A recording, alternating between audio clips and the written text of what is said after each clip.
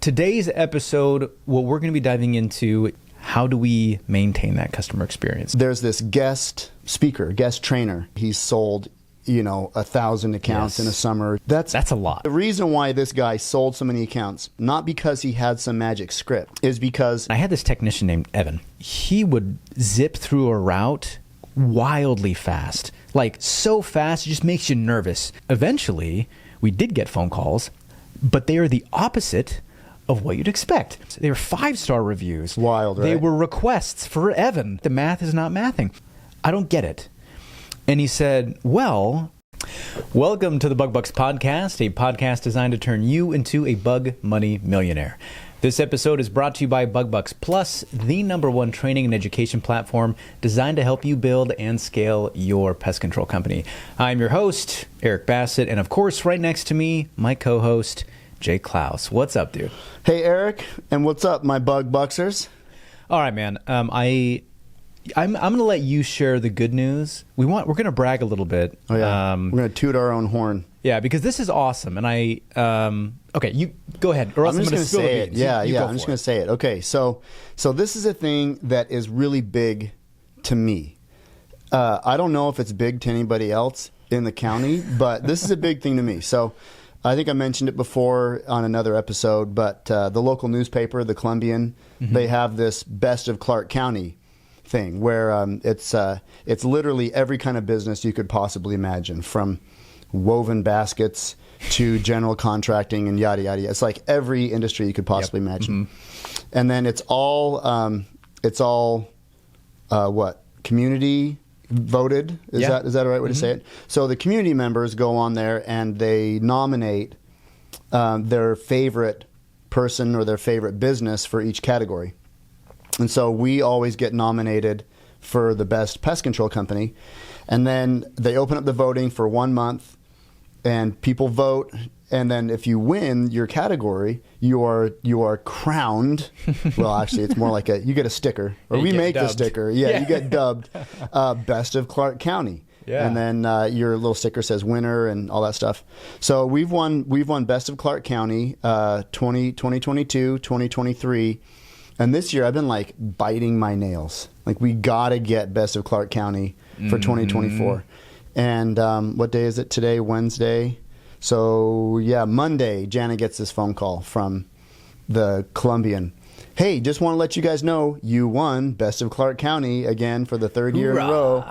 And anyway, it just felt like this huge weight just got lifted off my shoulders. We took Best of Clark County again. And it's awesome. It's like if your pest control company were competing in the state fair, and you win the blue ribbon, So, well, and this is our 3rd year in a row winning it, and I feel like every year that gets added on, the more pressure there is to keep winning. Oh it yeah, next we year. Can't not win it next year. Yeah. So like now we're talking about all these different ways that we can ensure we win next year. All this big stuff going on. Yeah, so it's a great segue. It's going to be awesome. It's going to be great. And we have a fantastic topic, and it kind of relates to some of this stuff, things that we're trying to put in place to make sure that our customers get the best experience. But before we dive into that topic, of course, going to remind you guys the best way to receive new episodes is by subscribing to our show on your preferred podcast platform like Apple, YouTube, Audible, or Spotify. If you love the show, please leave us a rating and a review. Make sure to check out our Facebook group, Bug Bucks Plus Owners Only. That is BUGBUX Plus. We've got over 4,400 other pest control owners in that group. 4,500, actually. I need to update this. Yeah, it's 45 now. Almost 46. It could be approaching 46. Man, freaking wild. Yep. So 4,500-ish other pest control owners in that group waiting to connect with you and share their thoughts. We also have a new Facebook group for non-owner team members to help develop their roles called Bug Bucks Plus for Pest Pros. Joining the groups is also the best way for you to share your feedback on our show and have your questions highlighted and discussed here on the podcast. So make sure you find us on Facebook and join one of those groups. Yeah, that new group is growing too. Yeah, it is. Yeah, it's taken off. Well, and of course, a lot of the owners that are in our other group are kind of trickling into the new group, right? Sure. Yep. Because they're aware. So if you are a non-owner operator person, and you guys want to be in that new group, again, Bug Bucks Plus for Pest Pros, go join. It's all about providing solutions for you guys and tips and tricks and all sorts of good stuff and networking. It's free. Free 99, yeah, man. Free 50 free. Let's go. Yeah, that's right. Yeah. So, it's not even free like 5-finger discount. Like it's actually like you can just get on there. Yeah. It's designed to be free. Wow, it's amazing. Yeah, can you imagine Facebook, a Facebook group for free? How about that? Yeah. Magic. Crazy, right? Cool. All right. Today's episode, what we're going to be diving into is what we have been identifying most recently, me and Jake and Natura, ways that we can maintain the right customer experience. And, we kind of experienced this with a meeting that we had with our customer service management team. And through both customer service and sales, how do we maintain that customer experience? So I'll kind of set the stage a little bit, and then you can kind of jump in. Yeah. But let's wrap, brother. So here's what we ran into, and this is not a common thing. Usually our customer service and our sales team, really high marks, right? Just killing it. And I have really high standards when it comes to inside sales. You guys all know this. I've talked about it about 1,000 times. But they were missing the mark on closing and conversion and a few other things. And we're kind of, hitting our heads against the wall, trying to figure out what's different, what changed, why can't we close these deals? And the concern of, okay, well, people are more price conscientious came up, and we had to battle that objection for a quick second. Yeah. And then we started taking a deep dive into how our customers are experiencing the way that we pitch our service, right? Yeah. And we kind of unveiled that there was a disconnect between the way that we wanted it communicated and the way that we want that experience to happen and the way that it was currently happening through a few different avenues. But before we dive into some of the specifics, I'll let you kind of go through some of your notes, and we'll kind of pick apart these piece by piece, and maybe provide some pro tips to some of the other listeners out there who will undoubtedly run into this similar issue in the future. Oh, yeah, totally. And, when we're talking about customer communication, I know this is a topic that we've hit a lot on the podcast. But if it's an important topic, and if it makes a difference between closing sales and not closing sales, then it's probably worth talking about, on a regular basis, somewhat regular. So, for us, I think Eric and I, because we both started out in the pest control industry on the sales side of things, a big part of your sales training is just communication, right? It's being able to communicate with your customer, being able to connect with your customer, being able to discover one of Eric's big talking points is their wins, their wants, interests, and needs, right? And if you can't engage with the customer like that, either over the phone as a CSR or an in-person person, maybe you're a technician that's been sent out to go close a sale, or you're a PCO who's closing your own sales or whatever. Being able to engage your customer and connect with them is huge, and that makes all the difference between making the sale and not making the sale. Yeah, and we one of the things that we do training our inside sales team and our customer service team is we have a call flow, right? And when this originally, I'm sure that's probably pretty common. Most very CSRs, standard. you'd have to have a call flow, right? Yeah. Well, and I think we've had a lot of requests in the group where people say, "Hey, can you send us your script?" Right. Yep. Do you guys have an inside sales script, customer service script, whatever the script is? Send us your script. And the idea behind originally creating a script is that as an owner, you want your company represented in a certain way, right? You want a certain experience that those customers and potential customers to have, and you want to make sure that the new person that you're hiring understands what that is. Yep. And, when you're trying to get them to fit all the important information into one phone call, right? Because there's a lot of important information in there.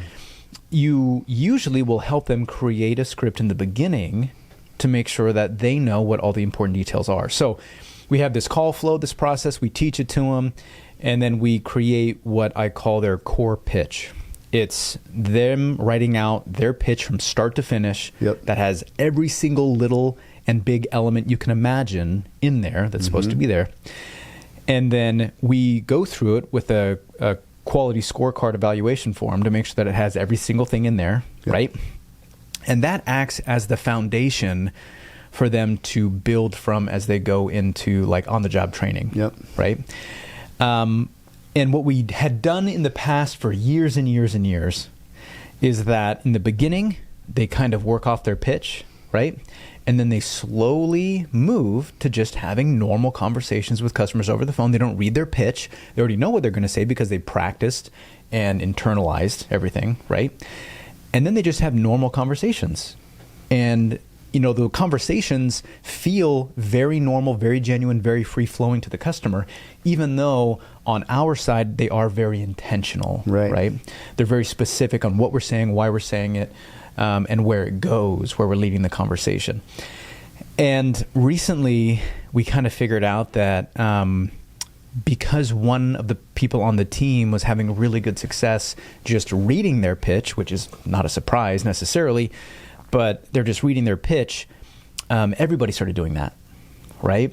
And so we're figuring out, oh, wait a second, like, is that why these conversations feel so transactional, you know, and not transformative? Is that why customers are disengaging? Is that why they don't feel like they're connecting with us? Yeah. Because, man, I used to think that our customer service and our sales team, the real edge that they had wasn't the price, right? It wasn't even our products necessarily all the time or what we say we're going to do, because you call any pest control company and they'll tell you 90% of the same thing, right? What we had an advantage of is connecting with people, right? People would call in and they'd say, wow, you guys are just the nicest pest control company. You guys seem the most educated, the most well-informed. You guys seem the most professional, right? You guys seem like you care. And you know, it kind of comes down to when I think about who I want to buy from, you know. Do I want to buy from someone who knows everything on the planet, right, who's a know-it-all, or do I want to buy from someone that I like, you know? That's the key. It is the key, right? Yep. And, you know, so anyway, long story short, we kind of realized this in this meeting, and that led us down this big rabbit hole of reevaluating how our training process goes and how our continuing development process is with these inside sales members. Because, you know, you think something is a good idea, and so you make a change, or a change occurs, and then all of a sudden your metrics start going all over the place, and you have to dive in and figure out why. Yeah.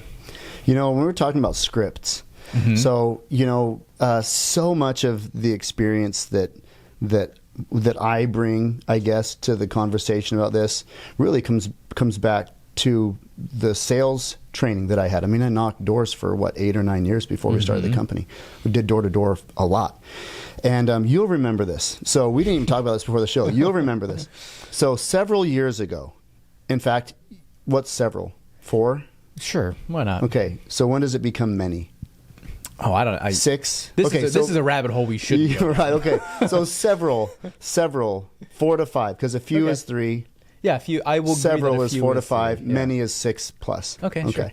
Yeah. So several years ago, Eric and I go to this sales training. It's this big sales pest control specific door to door sales training, and there's this guest speaker, guest trainer at this training, and the dude is one of those guys that he's sold, 1,000 accounts in a summer, just mega hitter, right? And I mean, 1,000 accounts a summer, dude, that's a lot. That's bonkers, right? Yeah, dude. So we go and Eric and I went, and this is like in preparation for having our sales team that summer, And so we're like, yeah, we're gonna go learn so much, and gosh, we're just gonna bring all this stuff back to our team, and we're gonna knock it out of the park. So there's this breakaway session, and Eric and I are in this breakaway session with this guy who's sold 1,000 accounts. Mm-hmm. And it's a whole bunch of, mostly these guys are like first year sales guys, the people, like the attendees, right? Maybe second year, but mostly these are first and second year sales guys. And so we're in this breakout session with this guy, this heavy hitter, right? And this dude asks, well, what's your pitch sound like? And so Eric and I are like, all right, here we go. You know, we're like chomping at the bit. Like, this is what we came here for. Eric and I are like sitting on the edge of our seats, right? What magical thing does he say to people what special that gets sauce? them to buy? Yeah. And so this guy, I have a hard time even saying it out loud. He goes, okay, here's my pitch. I knock on the door, and then when they answer the door, I say, hi, my name's so-and-so with such and such pest control company. Do you know your neighbor, Mary, down the street? Well, I'm servicing her house tomorrow, and I'm just trying to fill up my route here, and blah, blah, blah. So he goes into like the most basic sales pitch on the planet, right? Yep. And these first and second year sales reps are freaking eating this up. You can hear their pens scribbling as they're taking notes, right? Yeah, they're like filling up my route. Oh my gosh, this right? is amazing. And so then he's like, that group breaks down into like little groups, you know, where we're like pitching to each other. And there's all these first year guys, and there was one guy that I remember in particular. I don't know why this stands out in my mind as such a strong memory. But this guy was so freaking awkward, and he wrote down this guy's pitch word for word, and as this new guy is pitching, he can't figure out how to look at the person, right? Yeah. And so the trainer guy comes over and he's like, okay, yeah, say the pitch, and look down at your iPad like you're looking at the map and you're looking at your route, and then just kind of glance up at the customer and smile. And this dude, every time, if you're watching this on YouTube, then great, because you'll see the face. But the guy goes like this. And I'm sitting there going, oh my gosh, we spent all this money to come down here, and this is the secret sauce? Like, this is the same crap that everybody teaches their guy. Yep. Anyway, the reason why this guy sold so many accounts is not because he had some magic script. No. It was not that, because his script, quite frankly, it was the same mayonnaise as the same mayonnaise that everybody else puts on their sandwich, right? It's the same thing. But what this dude did have was he was incredibly charismatic. Yes. And he could connect with anybody on any level at the drop of a hat. And I feel like we had been training our sales teams to do the same thing forever and ever. Mm-hmm. It's not about the script. It's about how you connect with the customer. Yes. And I had this summer many years ago. We'll go with many years ago, where it was my first 6-figure summer, and it was a big deal to me. And this was like 12 years ago now, where a pest control guy having a 6-figure summer was like a huge thing. Right now, that's pretty normal. But I sold for 6 months or 5 months. I can't remember what it was. But at the beginning of every month, I would go and I would go to the little clubhouse at the apartment complex where we lived, and I'd have my notebook, and I would sit down and I'd close my eyes, and I'd review my pitch, and then I would go back and I would relive a handful of the sales that I had lost, right? Mm-hmm. And I would think in my mind, okay, where did I go wrong in that sale? Where was the turning point where it went downhill instead of towards the sale? And so I would sit there and I would write out my pitch. And pitching in the spring, I felt like was different than pitching in the summer. So every month I would just kind of change my pitch up a little bit. But I'd sit there and I'd write out my pitch like a script, like a TV or a movie script. This is my line. Here's what I say. And because I say that, really the only natural thing for the customer to say is this. And because they say this, then I'm going to say this, yada, yada, right? And I'd write out this whole pitch from top to bottom, from, hey, my name is Jake, to, excellent, my guy will see you tomorrow, right? Like I just wrote out the whole pitch. And then I'd sit there and I'd close my eyes and I'd relive that experience in as much detail as I possibly could. And the craziest thing happened. And I used to tell this story to every single sales team. The craziest thing happened. I would start knocking on people's doors, and every single sale that I made, it was like I was knocking on their door, and saying, "Hi, my name's Jake. Here's the script that we're going to follow.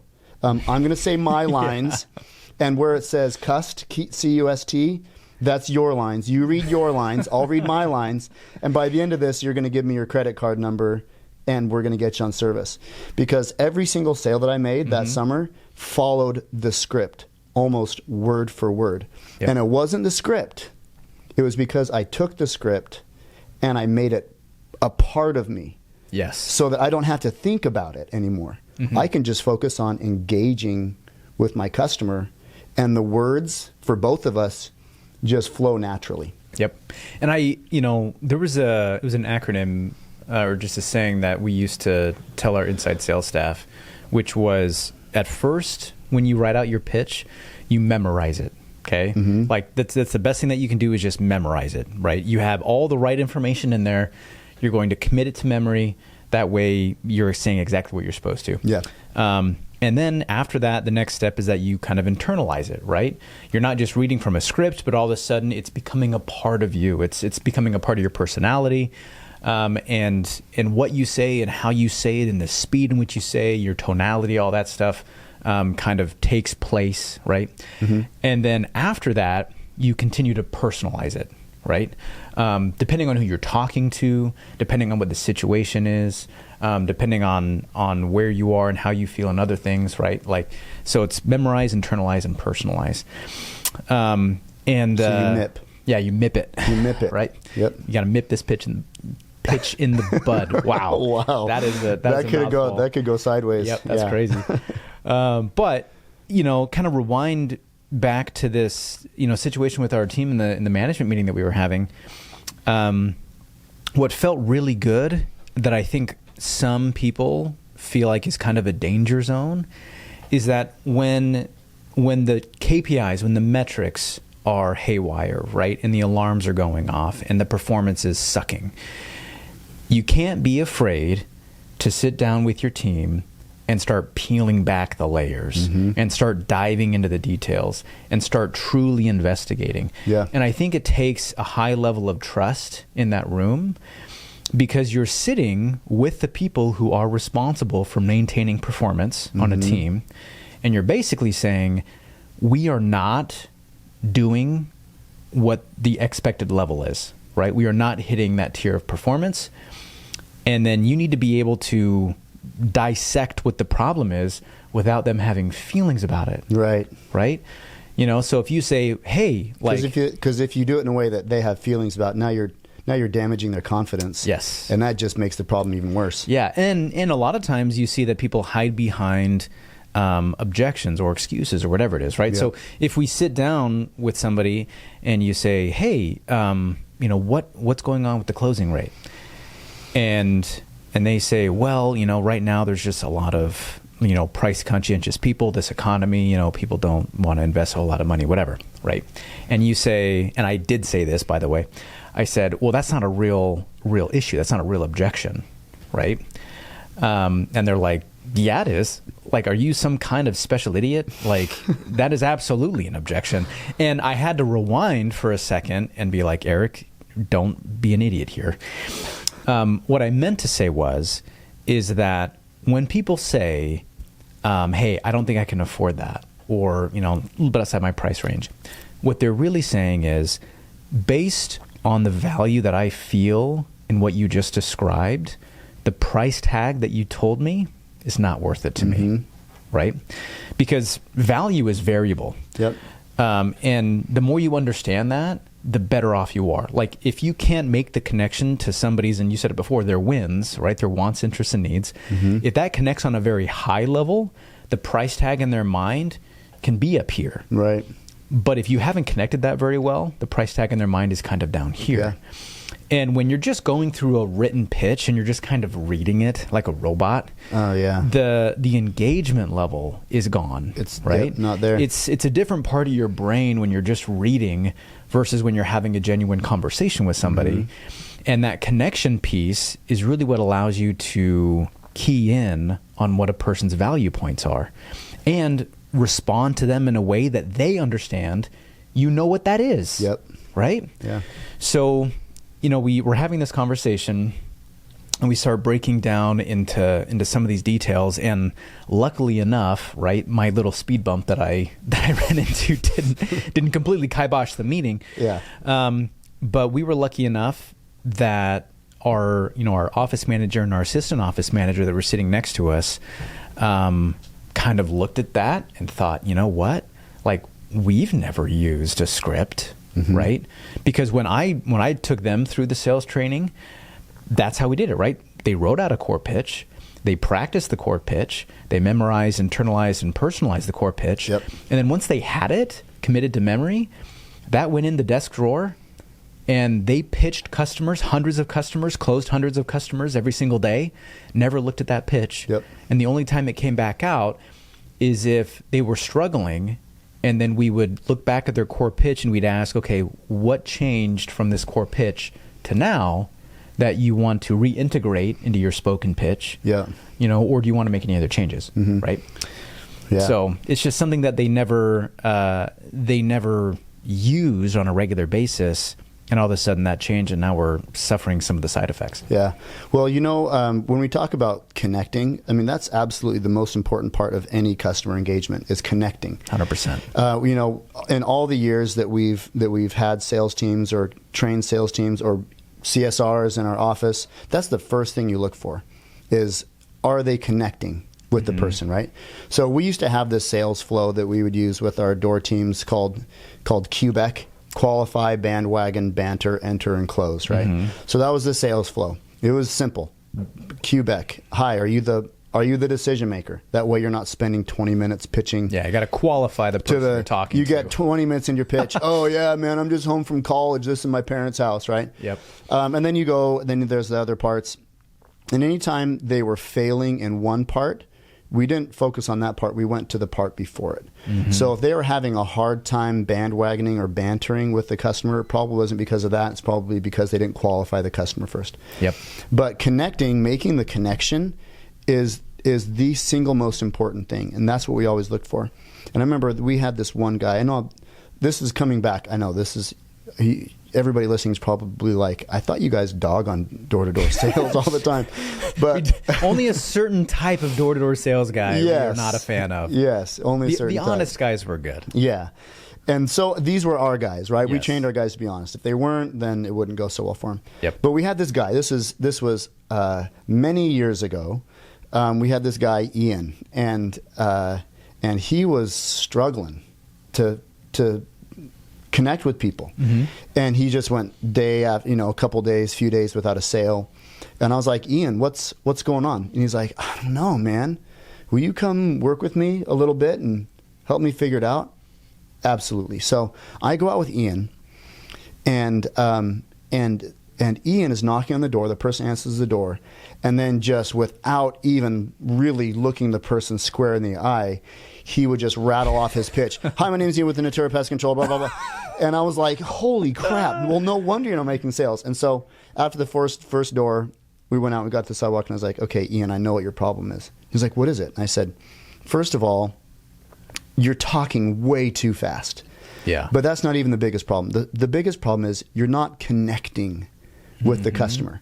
If you don't connect, they're not going to listen to you. Let's go give it a try again. I want you to slow down, look the person in the eye, and connect with them. So the next door, he does the same thing. Hi, my name's Ian, blah, blah, blah, blah, blah, right? And then he walks away. He's like, dang it, I did it again. I said, yeah. So we did about 3 or 4 more doors like this, and I'm starting to get frustrated, and so is he. And I said, damn it, Ian. If you rattle off your pitch like that one more time, I'm going to stab you in the neck with my pen. And he's like, okay, I got it. So we get to the next door, and he starts out, hi, my name's Ian, blah, blah, blah. And I just brought my pen up to my chest like this and clicked it.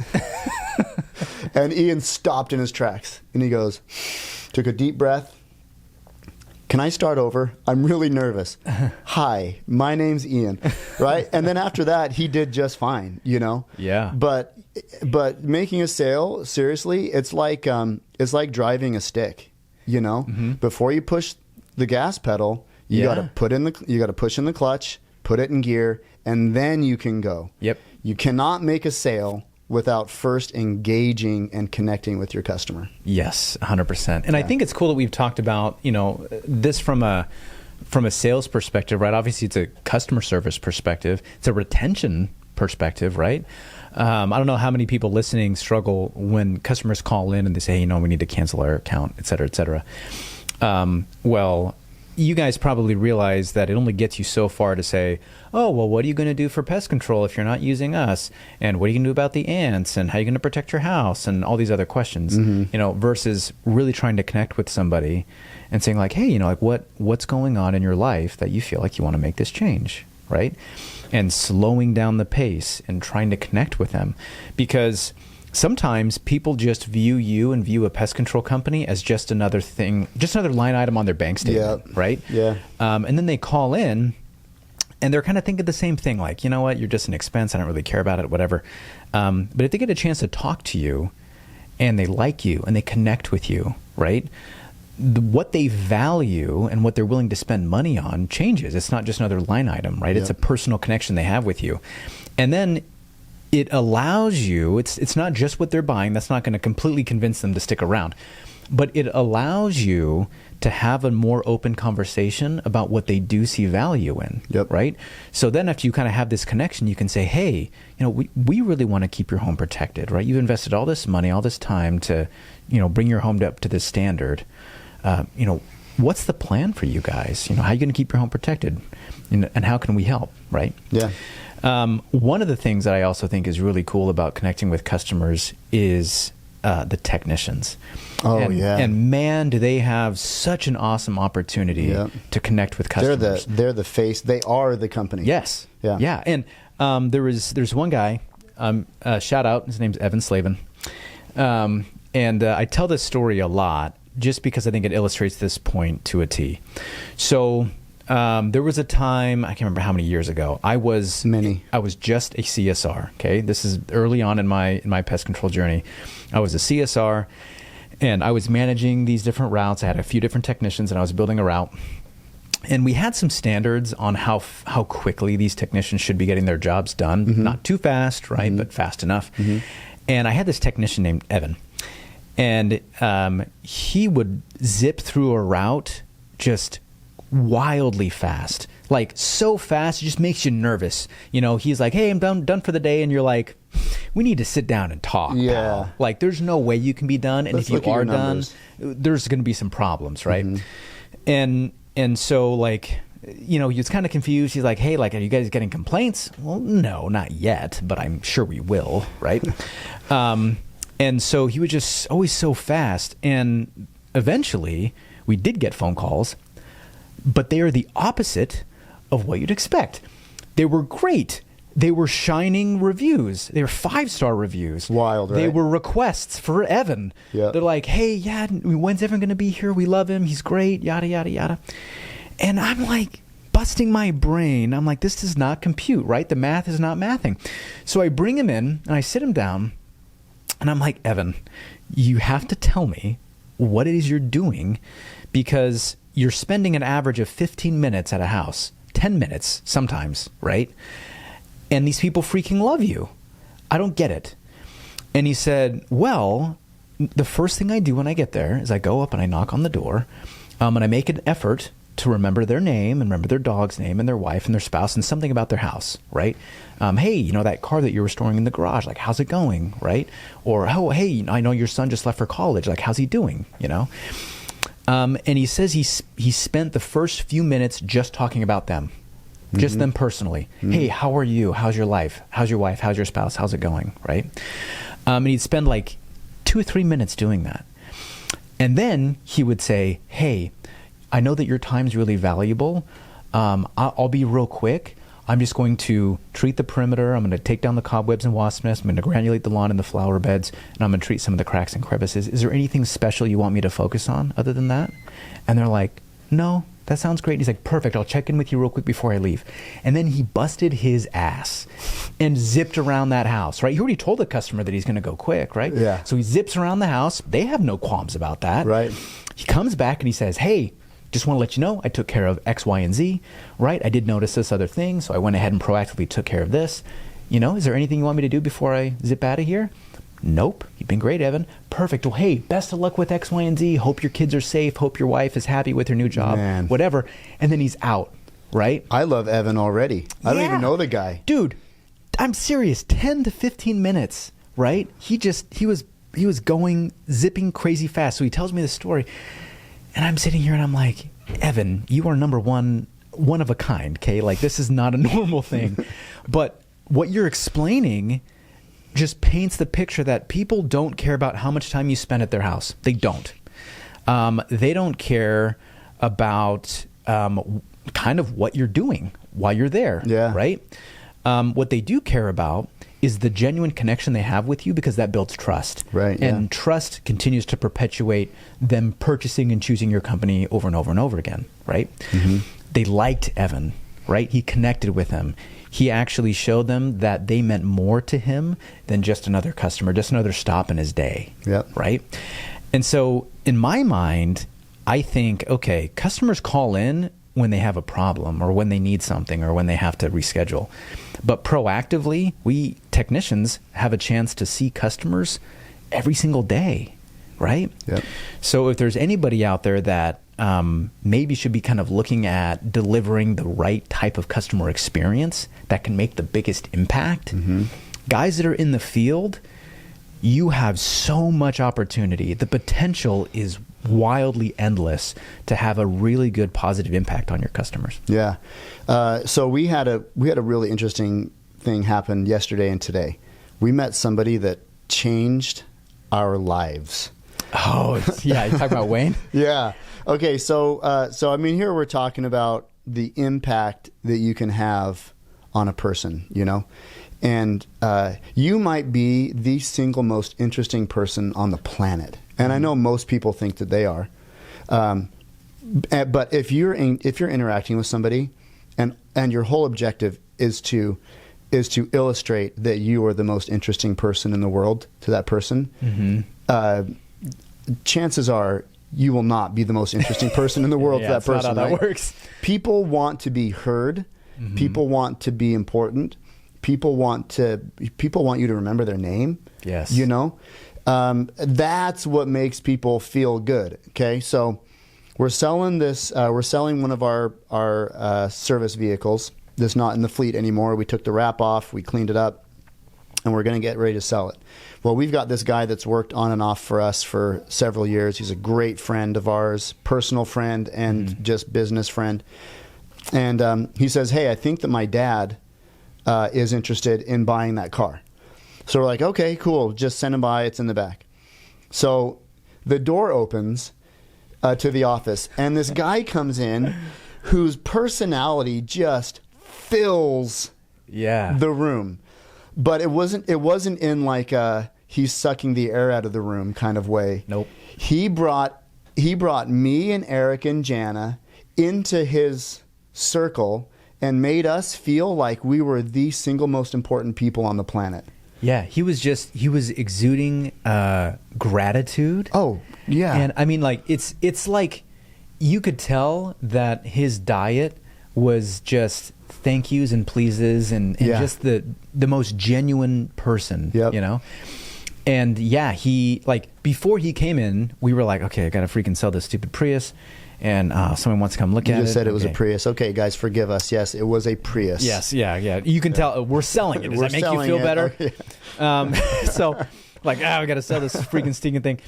And then he shows up, and all of a sudden I'm like, wow, man, I feel like $1 million. Like, not only that, but I need to rethink how I'm spending my days feeling, like he was just so genuinely happy about everything that he had, right?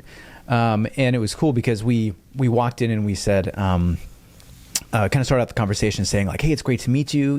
Tiber has said all these fantastic, wonderful things about you. And as soon as we mentioned that, he almost started crying. Oh, yeah. Like just the thought that his son would be proud of his father and telling other people about it just makes this guy tear up, right? And then he just starts going off about how much he loves Tiber. You're making me tear up just right? And how much he loves his family and how blessed he is, and like he had nicknames for Tiber and nicknames for his wife. Right. He never mentioned his wife by name. No. I realized that it was either Sweetheart or Sweetie or other Possum. stuff. Possum was her name. Yeah. And anyway, it's just like you spend 5 minutes in the same space as that guy, and like you're saying, it completely changes the way that you were feeling at the time, right? And like, you know, for our customers, you know, sometimes you get lost in just the flow of doing services all day. Yeah. You know, you get lost in all the phone calls, you get lost in all the treatments, you get lost in the route and the job. Somebody's dog bites your ankle, and then that's the attitude that you have for the rest of the day. Yeah, you know, or an angry customer, something happens, right? And you go to some customer's house, you knock on the door, and you're just kind of autopilot. Yeah. And you're thinking, okay, dude, I just got to get through these stops, and I'm good, you know. And maybe you say, hey, you know, my name's Eric with Natura Pest Control, I'm going to be your technician today. But that's kind of it, you know, and that's the experience you're delivering. When, you know, you have the power, you have the ability to really, truly brighten someone's day. Yeah. Right? And then when they think about you coming to the house, when they get that reminder call, that email, that text, it puts a smile on their face. They're happy. Like, oh my gosh, I get to see Jake today. They can't wait to see you. Right? Yeah. Well, you know, the thing that experience did for me yesterday is I feel like I'm a friendly person. Yeah. Right. I know the names of the cashiers at the stores that we go to. You know, like I feel like I do a really good job in that realm. But what Wayne did is he gave us inadvertently permission to be as big and as friendly and as gracious as we could ever hope to be. Don't have to hold back. I also last week had the opposite experience. So, and this is a bit of a personal thing. I'm going to reveal a personal thing here, but maybe if you listen to the podcast regularly, you know, several episodes ago, we talked about losing our son. You know, Eric's nephew and me and Jana's son. So that was a really traumatic thing. So Jana and I are seeing a psychiatrist, you know, or a therapist or whatever. And I was really looking forward to our session last week because there was a lot that I was feeling, you know, I wanted to talk. And so we get in there and we sit down and he's like, Jake, how's it going? And, you know, I start to say, well, you know what? I'm feeling this certain thing. And midway through my sentence, he cuts me off and he says, yeah, you're feeling like this. I know. And I said, no, that's not it. I mean, the way that I'm feeling is like this. And I get halfway through my sentence again, and he cuts me off. And he says, yeah, no, I know. This is how you're feeling, and finishes my feeling for me. And I'm sitting there going, no, that's not at all what I want to talk about. And so I try a third time. I'm like, well, no, I mean, that's not it. How I'm feeling is, you know. And he cuts me off again and says, yeah, no, I know. And he finishes my thought for me. And then he tells this like 10-minute long story that has nothing to do with how I'm feeling. And that was it, man. I shut off. Like, and after, on our way out, we're getting in the car, and Jana goes, I am so proud of you. And I was like, what? Why are you proud? What does that even mean? It's like, wait, what? Yeah, what? Yeah, what? And she goes, I am so proud of the way that you handled that. You know, like, you didn't get angry, and I'm not going to get angry. I don't do that anymore. Yeah. And she said, you handled that so well. She's like, he didn't hear a single word that you had to say. And I saw the moment where you shut down, and I'm so sorry that happened. But I'm proud of you. And so anyway, we're driving, and you know, my wife's proud of me, which I feel good about. But we decided we're not going to see him anymore. We've got this other person that we're talking to also. And so, that was it. And so he lost not only a quote unquote customer or client or whatever, but I feel like it was more than that. I feel like the loss is more than that, because he lost the opportunity to help somebody who really needs him. Yeah. You know? Yep. All because he couldn't just listen. Yeah. And how easy is it when someone's talking to want to finish their sentence and jump in, or not really care what they're saying, you know. But anyway, that's... Yeah, well, and if you think about it, you know, it reminds me, and I just looked it up just to make sure I don't misquote it, right? But one of my favorite quotes pertaining to this is by Jim Carrey. Oh, okay. And the quote is, "The effect you have on others is the most valuable currency there is." Wow, say that again. The effect you have on others is the most valuable currency there is. Wow. Right? And if you think about it, you know, being intentional about how the effect that you want to have on other people, man, that is powerful, right? Every phone call, every stop that you have, just if you're going to go see a friend or a family member or whatever, you know, when you think, okay, how do I want this person to experience me? What kind of effect do I want to have on them, right? And it takes a lot of care and consideration to do that in a proactive way. Yeah. You know? Yep. And I guess as we're kind of circling back and finishing up this episode, you know, ultimately I think some of the things that we want to leave out there is, first of all, one, when in doubt, go back through your systems and processes and look at it through the lens of what effect does this process or system or pitch or whatever it is have on the end user, i.e. my customer, right? What effect does this have on my customer? What effect does this have on my employee? You know, what effect does this have on the team members? You know, and if the system doesn't have the intended effect, then you need a new system. Yep. Right? Yeah. And don't be afraid to go back through those systems, because this is one of the most painful things. You spend so much time and energy and effort into building these systems and processes just to tear them up, recycle them, and remake them a few years down the road, right? Or a few months down the road, maybe. Yeah.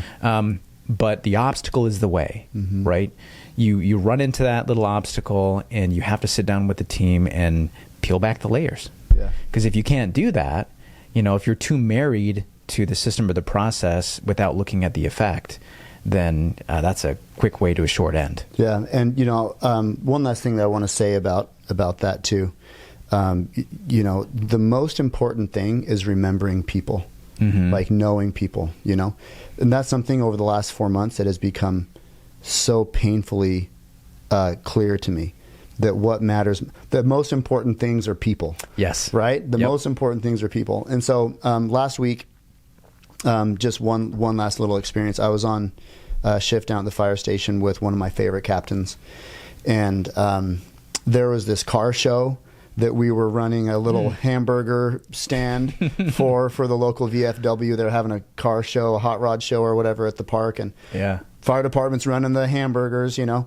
So he and I are down there, and a bunch of other guys are down there. And one of the other firefighters, he's a new guy, and he's FaceTiming with his wife and his little kids. And Galen, my captain, says, "Oh, is that Hattie?" "Yeah, that's Hattie." "Is this so-and-so?" Right? And the craziest thing about this captain is he remembers everything. He remembers everybody's name. He remembers every call. He remembers every person. You know, we can say, "Hey, G, do you remember that call that we ran a while back?" And he'll say, "Oh yeah, up on Northeast 93rd, is that house with the so and so," and he remembers all the details. I'm like, so we're in the squad driving back to the station, right? And I said, "Galen, how do you remember every single detail? How do you remember the names of every single person and their dogs and their whatever?" Yeah. And Galen said something that like just struck me. And it was so simple, and he didn't mean for it to sound ironic or vinyl lettering on the kitchen wall or whatever, but he just simply said, "People are important." Wow. Guess it really doesn't have to be any more complicated than that, does it? No, people are important. Wow. Dude. Yeah. Okay, this got deeper than I expected this episode to get. Yeah. Which I like. I actually appreciate that. I think it's awesome. Yeah. But this has been great, dude. Thank you. Yeah. So everybody, thank you. Yeah. Thank you, everybody out there.